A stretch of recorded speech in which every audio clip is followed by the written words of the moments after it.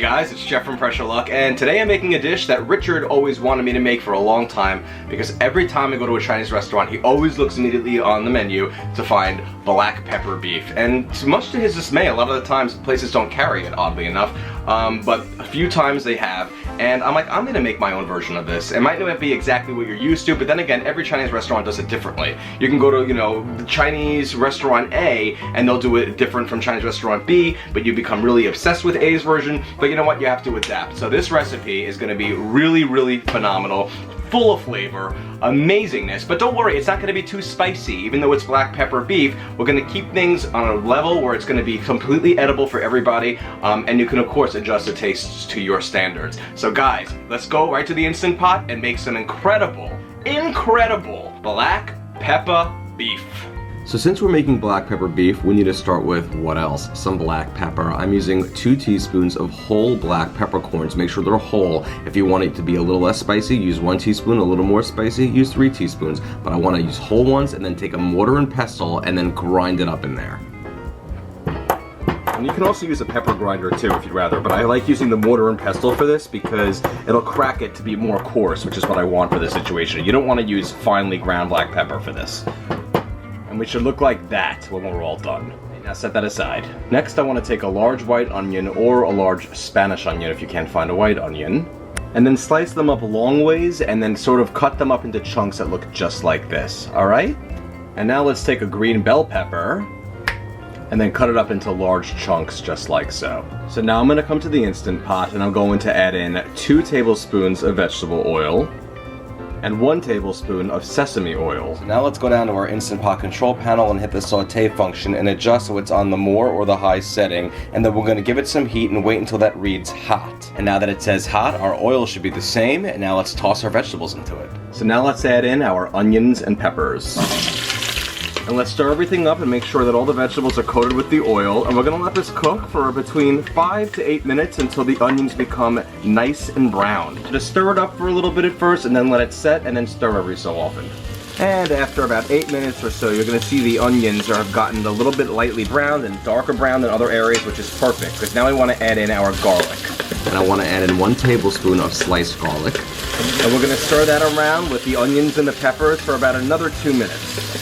And once we're looking like our onions are a little bit browned in some areas, or maybe even very brown in some areas, and still a little white in others, that means we're absolutely perfect and everything is all set here. So it's about 8 minutes of stirring the onions and peppers, and then about 2 minutes with stirring with the garlic. Alright, so now let's add in some broth. I'm going to add in 3/4 of a cup of beef broth, as well as 3/4 of a cup of low sodium soy sauce. See this stuff right here? It's called oyster sauce, obviously. And we're going to add in 1/4 of a cup of it. Now don't worry, it doesn't taste like oysters or fishy or anything like that. It's just a wonderful flavored sauce. And 1/4 of a cup of that goes into the pot. We also want to add in a little hoisin sauce, 2 tablespoons worth. Well, we need some beef in there. So what I'm going to do is I'm going to use about 1.5 pounds worth of a beef round pepper steak, which is what I found, which is perfect. Beef round is totally fine. It's already cut up, you see, into strips like this, because this is exactly how I want to cut it up. If you don't have a market that already has it pre-cut like that, you can just do it yourself. This is about 1/4 inch thick strips that are about this size. You can also use some flank steak for this, guys. And I'm going to add that into the pot. Now let's just stir everything around, make sure that all of our meat is combined with all of our sauce and our veggies. So there was no pre-cooking of the beef in this recipe because I feel like it benefits the most without doing that if it just cooks in all the juices here. And of course, silly me, we're forgetting one last thing, and that would be our crushed black peppercorns. Let's add those to the pot. And I know this is black pepper beef, but we're also going to be adding in a little bit of white pepper, 1/4 teaspoon worth. It goes a long way, and it's very, very common in Asian dishes, by the way, white pepper. Stir that up with all of our meats, and all of our sauce, and all of our veggies. I'm going to secure my lid, make sure I'm in sealing position, and we'll come back down to the control panel. We'll hit the keep warm cancel option, and then we're going to hit the manual or the pressure cook option depending on the model you have, and we're going to just simply cook, guys, for 7 minutes on high pressure. That's it. If you're not already on 7 minutes, you can just adjust it with the plus going up and the minus going down. So while our black pepper beef is cooking in the Instant Pot, let's prepare our cornstarch slurry, which is going to be the thickening agent for making the sauce absolutely perfection in terms of consistency. I'm going to take some good old-fashioned cornstarch, 2 tablespoons of it, combined with 2 tablespoons of water. We use equal parts cornstarch and water. and then mix everything together so it goes from like a cement consistency to a nice and smooth consistency. All right? Perfect. Set that aside. Now that we're done cooking, we're going to allow a 3-minute natural release and then follow that with a quick release. Now that means we're going to wait until that reads number 3. That means 3 minutes have elapsed. That also means that in 3 minutes the steam will have naturally released in that time, and then we'll follow with a quick release. So basically just wait until that reads number 3. And now that 3 minutes of a natural release have passed, we're going to follow it up with a quick release. Now the pin drops, so let's take the lid off. And there's our beef. Where's the beef? There it is right there. Okay, so now what I want to do is, because I want to thicken my sauce with our cornstarch slurry, but I don't want to cook my beef anymore because it's going to be absolutely perfect in terms of how it's cooked. I want to take a slotted spoon and transfer all of the beef to a serving bowl. And don't worry, we'll come back to our sauce in just a moment. And it's okay if some of the veggies go into the bowl with the beef. Just get all the beef out of the pot for now and put it in that bowl. Okay, and there's the last of my beef, and now I'm gonna go back to the Instant Pot and shift my focuses to thickening this sauce into something incredible. I'm gonna come down to my pot and hit the keep warm cancel button, and then hit the saute button again, and we're gonna just make sure we're on the more or the high setting. And then once our sauce is bubbling like that, we're gonna now add in our cornstarch slurry. And then immediately stir that around in the pot, and let's let it boil. And now we're gonna let it bubble in the pot for about a minute. And you're gonna see it's already starting to thicken up nicely. Okay, and after about a minute of the sauce boiling with the cornstarch slurry in there, I'm gonna hit the keep warm cancel button and then just turn it off. So give the sauce a good stir, and as the bubbles die down, the sauce is gonna really have thickened up nicely. Look at this, guys. Significantly different from just being like a thin liquidy sauce when it cooked in it. It's like a nice thick glaze of a sauce, and it's gonna cling to the beef beautifully. All right, now once the bubbles are dying down like that, we're ready to pour this over our beef. And here we go, right over it.